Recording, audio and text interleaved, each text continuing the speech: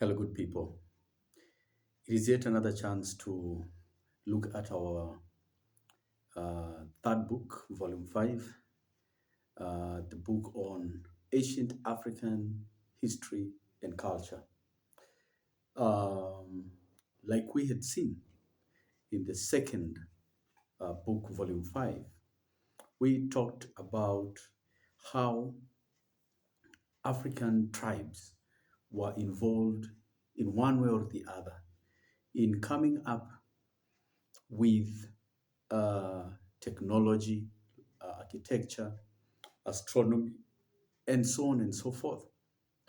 We also looked at how tribes transmigrated from one place to another and what was their role, the African tribes, in the development of the Kemet, or if you like, the Pharaoh dynasty, which initially began as a coalition of tribes between tribes from the African side of the Mediterranean Sea and the other side uh, along the Red Sea, and of course, tribes from the Mesopotamian region, which is currently Iraq.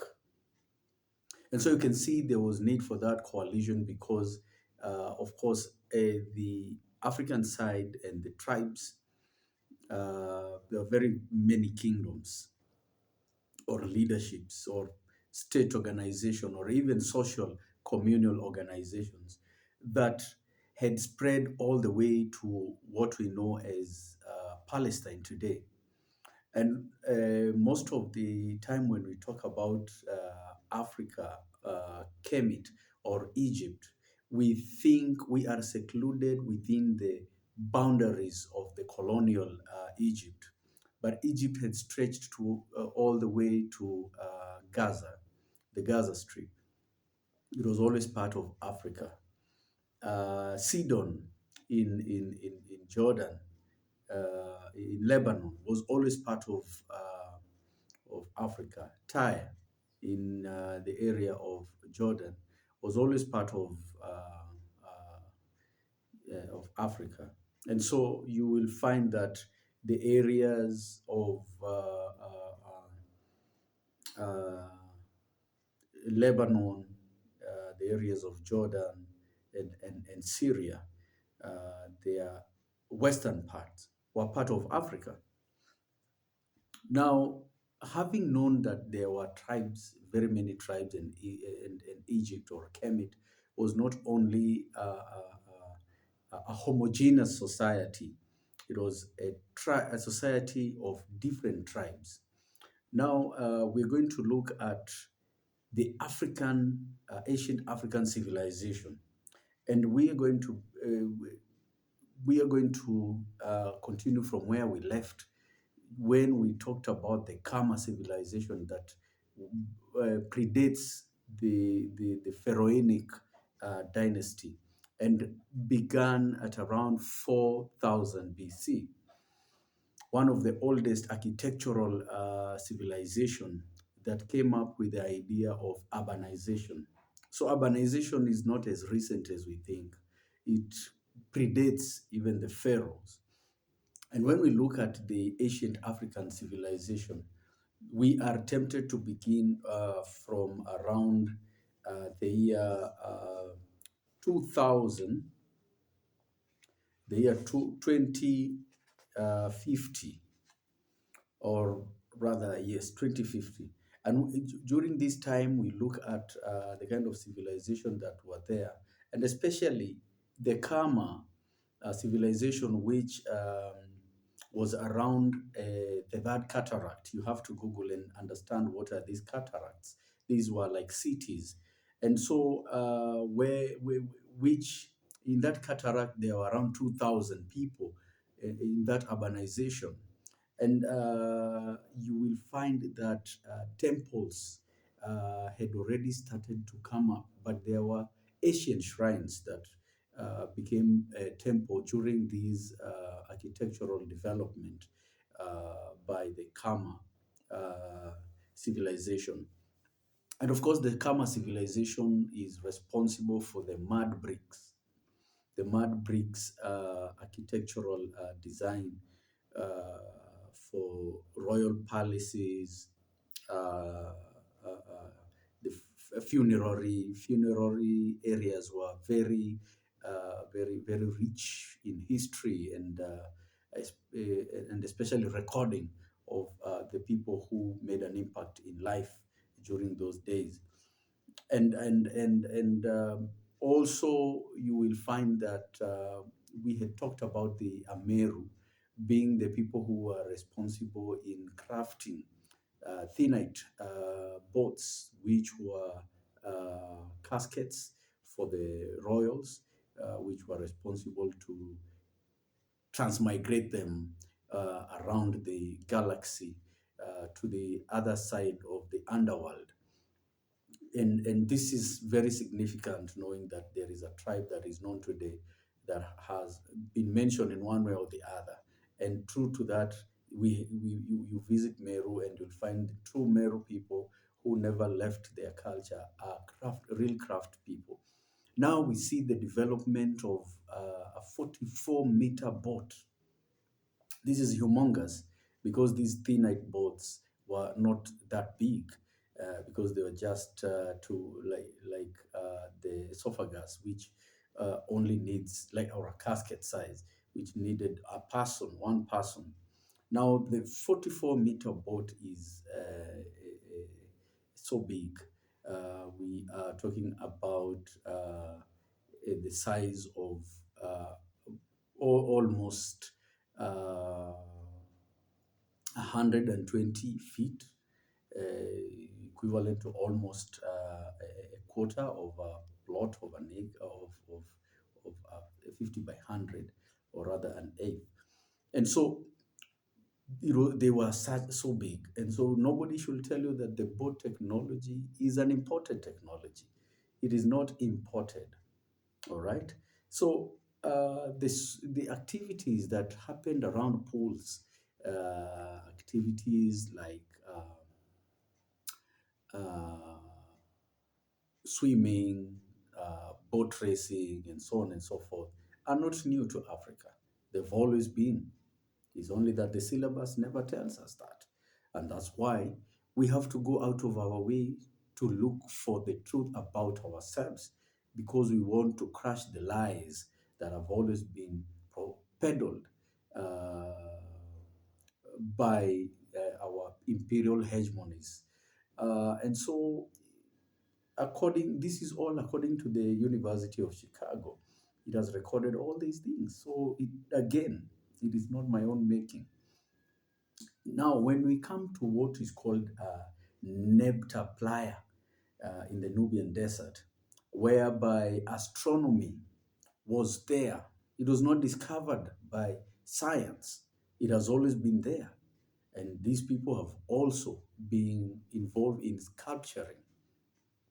And you will find that also the idea of deity, Amun or Amin, was had also been transported from the temple of the Egyptos temple, where again we find that there was another temple where circumcision was dedicated to. So this temple called Egyptos is where also the name Egypt will come from, because when the Greeks will come to Africa around 600 BC, they will find this magnificent temple and identify it with the people of that region. Now, this Nebta Playa incident is very significant because we find that the idea of icons are also there. And the icon of this god is drawn in the tomb of one of the royals with a faceless human being who carried a crossed staff with both feminine and masculine manifestations representing wisdom and knowledge, which again you'll find representing God, other deities representing knowledge like Jehoti, and Thoth, which represents knowledge. And so, uh, again, this is the time when the Tower of Babel again is erected in Babylon. So it seems that it was a period of very significant development, and you'll find that again during the eighth dynasty, reforms took place, because remember, Mesopotamia is where again we find this Babylonian rule. And so if these two uh, uh, organized government or societies were exchanging ideas, and now the Kemet is independent, fully fledged, as well as Babylon. And now Babylon is building the tallest monument in the region by that time. It shows that now Pharaoh Atamoth comes up with very significant um, reforms. And because probably Babylon was outgrowing them, becoming better than them. And you see at this time, around 1000 BC, he really defined the Palestinian territories again. Before, around 3 3700 BC, these Palestinian boundaries had been defined by small tribes, but now it is being defined by a hegemony. And so the imperialism, again, does not begin from Europe. This is an African kind of imperialism. And so before him, there was Mentuhotep II, the pharaoh who had exploited uh, uh, the potential of other tribes of Africa at around 2000 BC. And this is where the real rural or peripheral to urban migration is first seen in Africa. And people from the other tribes of Africa are seen as mercenaries when there was a civil war. And it is this time that when Africans realized, other African tribes realized a higher kind of development and urban development and social organization. And of course, going back to their villages after the war, of course, some of these changes had to take place, and these ideas had to be exchanged. And of course, for them, being in the war with the language barrier and stuff, things that they did also manifested their own developments and ideas. And of course, the exchange of ideas have always been a great way of societies and communities to grow. So the idea that one community, one tribe, or one region of the world is supposed to teach all the rest of the world what they know, for them to be like in a zero grazing or in a monoculture is actually wrong. It is what causes war. People should live in their diversity as God intended. God did not intend that everybody should have the same thinking, the same behavior, the same culture. This is not godly, and it is not African. And so these people during the middle Kama period, around 1705 BC, there was an intense migration of African nations, and they moved from one point to another. Some of these were caused by environmental reasons, when the weather changes, and especially sub-Sahara. The Saharan desert was very significant to farmers and herders. And these two economies were hit, including fishing and mining. They all happened around Sahara. So when you see Sahara Desert as it is today, it used to be a green area and a very potential area. And for me, I think most of the African nations, the proto-nations or the proto-tribes, tribe pioneers may have really met around Sahara. And a lot of other tribes may have come out of that garden of life, out of intermarriages, out of negotiations, and most of ways and means of how human beings interact with each other and how they end up coming up with a new way of life, or a new form of communication, and a new culture. Most of this, in my thinking, it may have resulted from the Saharan occupation. And true to that, it may have become a desert because of being overexploited. And I think Sahara was very beautiful, with rivers and lakes.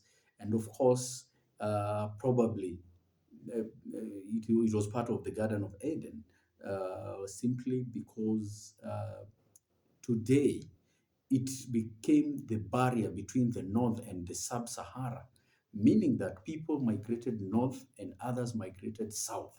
And this south migration, which most of the anthropologists who came later can only find its sources from Cameroon, Chad, Central African Republic area, or even Nigerian region, which was Benin Kingdom. But before then, all these areas were tropical forests, rainforests.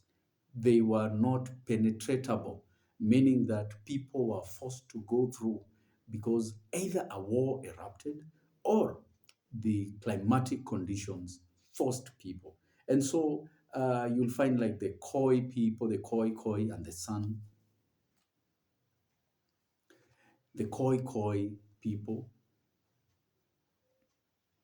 you'll find that the Khoi people and the San had to move downwards. And of course, these were hunters and gatherers, and these were the first people who always pioneered new regions because they depended on forest and any other development like the agriculturalist development, the pastoralist development, the miners and the fishing economic nations. Whenever they will migrate, because they will migrate in numbers, remember these are people who settled. Remember, these are people who, even if they were nomadic people, they moved as a group.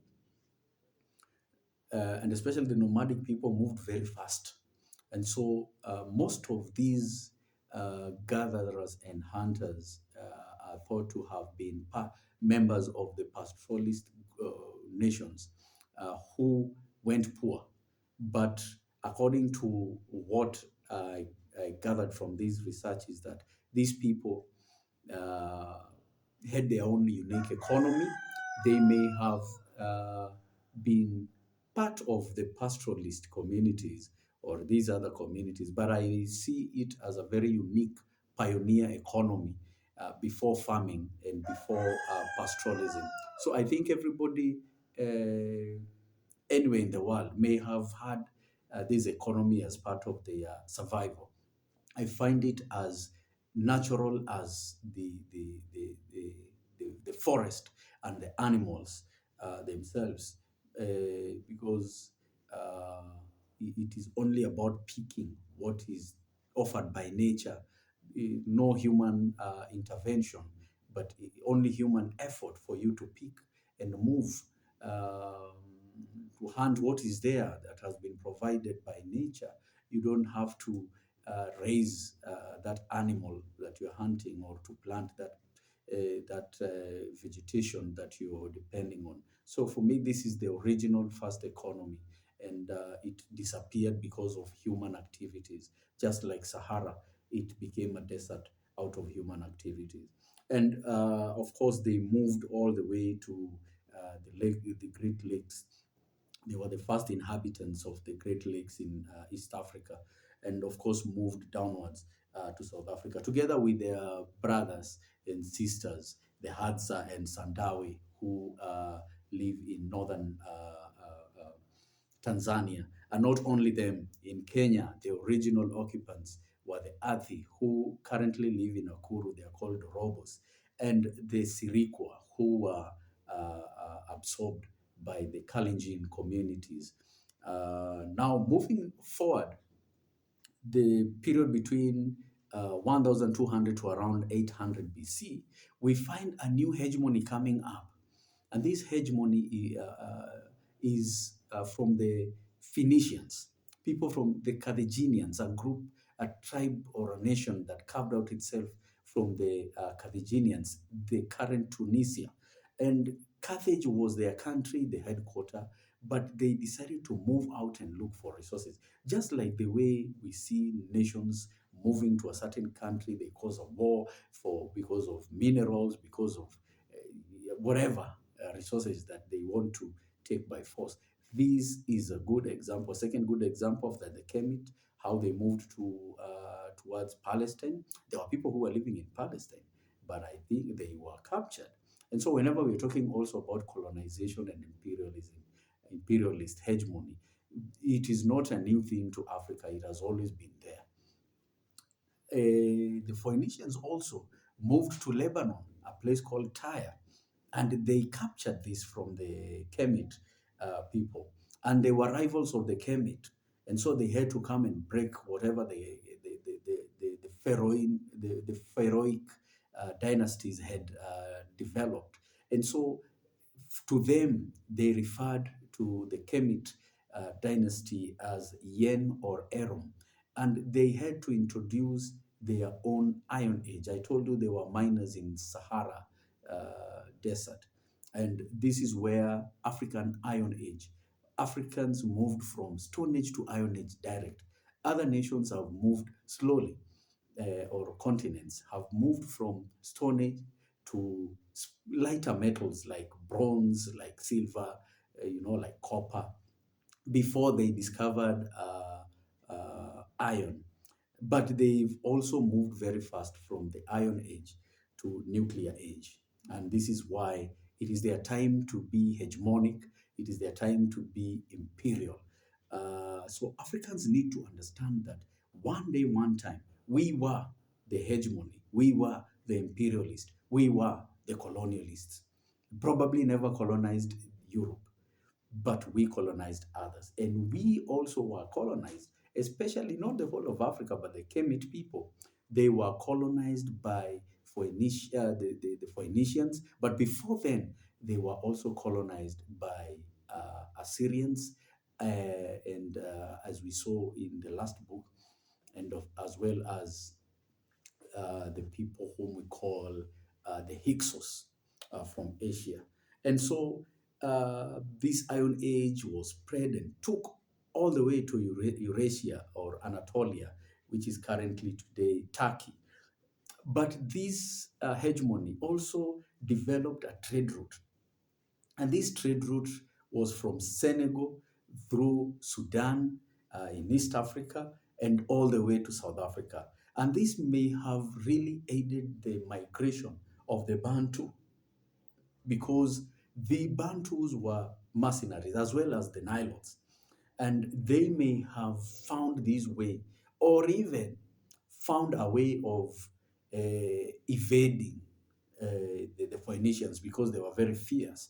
So avoiding them along the way as you do your development and grow, you avoided them by moving into the periphery. And when you move into the periphery, the idea of urbanization does not make sense. So the making of roads, trade, and so on and so forth does not make sense. What they carried away from Sahara, from the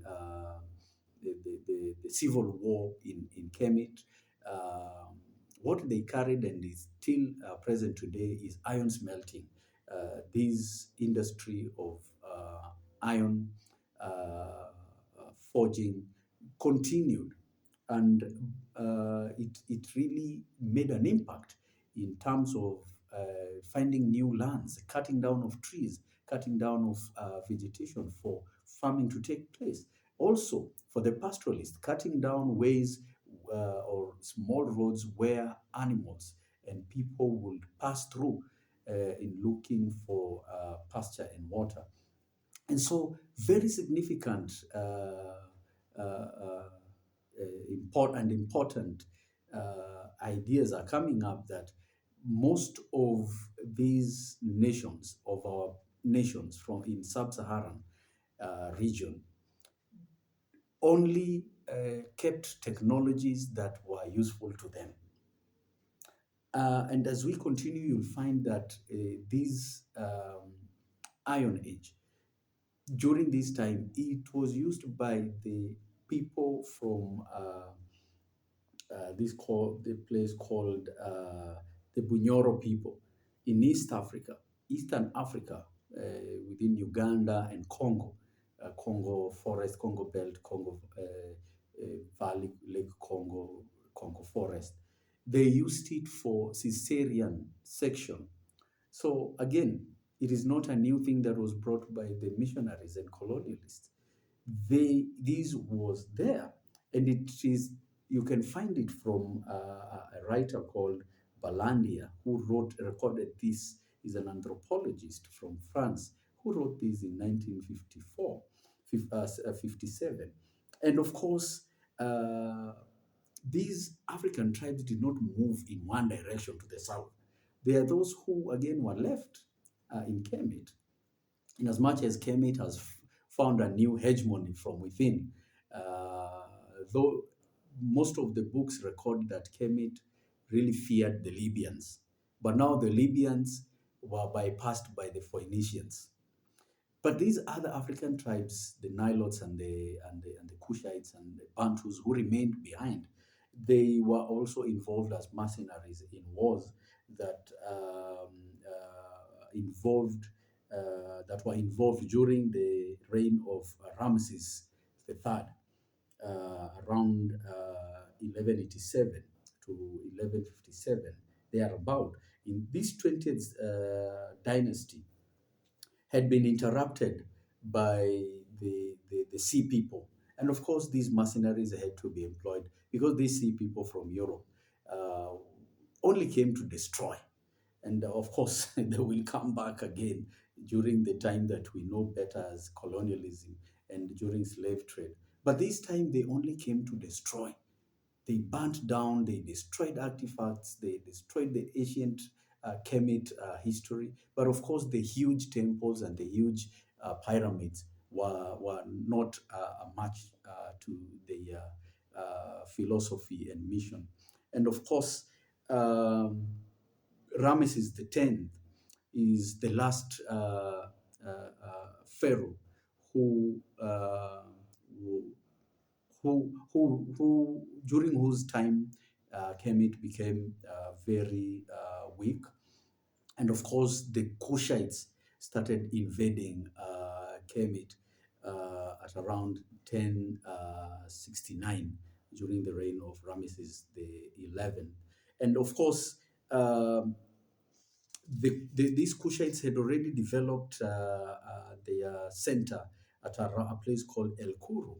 And of course, El Kuru was where the royals were buried, but their center was Napata, where the royals resided with their armies. And of course, they challenged Memphis, which is at the Mediterranean Sea. That was the first headquarter. And also Thebes, which is the current Cairo, near Cairo today. And of course, the taking over was not easy. So Kemet had to have an alliance with the most fierce nation that they knew, the Libyans. And so this was because of the Kushites and the Phoenicians. And it becomes interesting to know that brothers can look for one another during difficult moments, and they can have an agreement So you can see the conglomeration of different tribes for a specific reason, for you to be able to come out of a certain trouble that is facing you is very important, very unique, and also encouraged to other Africans today that you don't only die with your problem, but continue to seek for a helping hand from a fellow brother. And of course, during this time at around 1000 BC again, it is when we find in the Bible that the nation of Israel was being formed. Remember, the Israelites were a sizable number of them were Africans. You remember Zilpah and Milpha, the two um, servants of Leah and Rachel. They were from Egypt. So they were Kemet ladies. Remember, Abraham had married another lady from Kemet.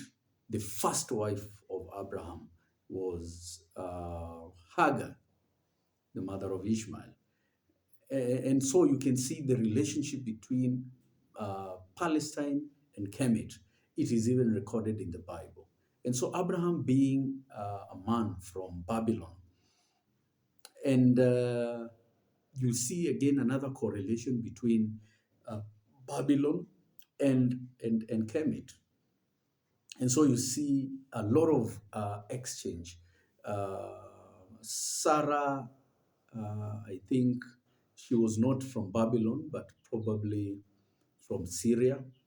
But the person whom, yes, from Syria, because Isaac married Rebecca from the nation of his uncle, and his uncle was the brother of Sarah, and they were all from Syria. Now you see even the connection between Syria and Kemet and Babylon is very rich around this time.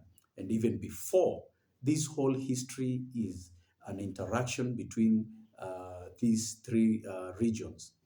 And of course, there's so many connections because when the children of like Rachel only got two children, and if she got two children, the rest of the children, because there were 12 tribes, most of these children were from Africa.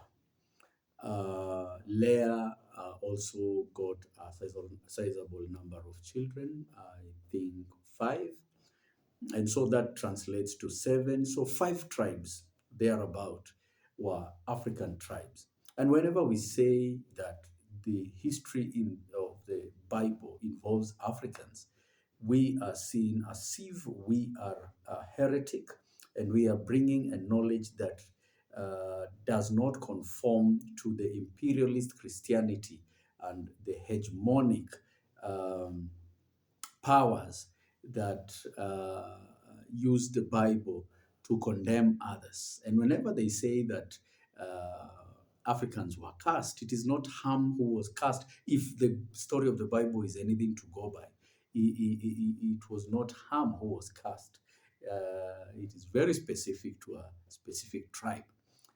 The people who were cast by the Lord are known. Will not mention for the sake of not being discriminatory. And so, moving on quickly, you'll find that another hegemony again comes from Yemen, and this hegemony is the another that comes from King Solomon's time, the Ethiopians, the Solomonic dynasty, from the Queen of Sheba or Makeda, Queen Makeda. So the Phoenicians' leader during the time of their spread was Queen Dido. The leadership of the Ethiopian Solomonic monarchy was Queen Makeda from Yemen. And because Yemen's proximity to Palestine is very far. But using the route, because Iran, which was then Persia, connected from the north to the Palestine and to the south with the Yemeni, it was very easy for that hegemony to take away whatever was treasured by the Solomonic dynasty of the Ethiopians, the Falashian Jews. Um, and of course, they had to protect some among the things that they claim to have, the Ark of the Covenant. And so we'll continue finding out what was your story in the Bible and who you are and your place of the Africans in Christianity and in the global civilization. Thank you so much.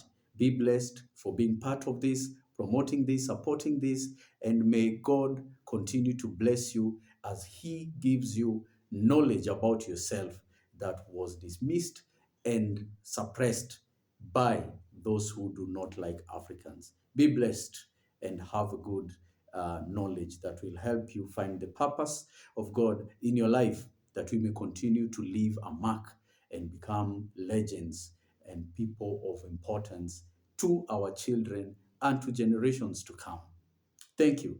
This has been your host, Isaac Mairori.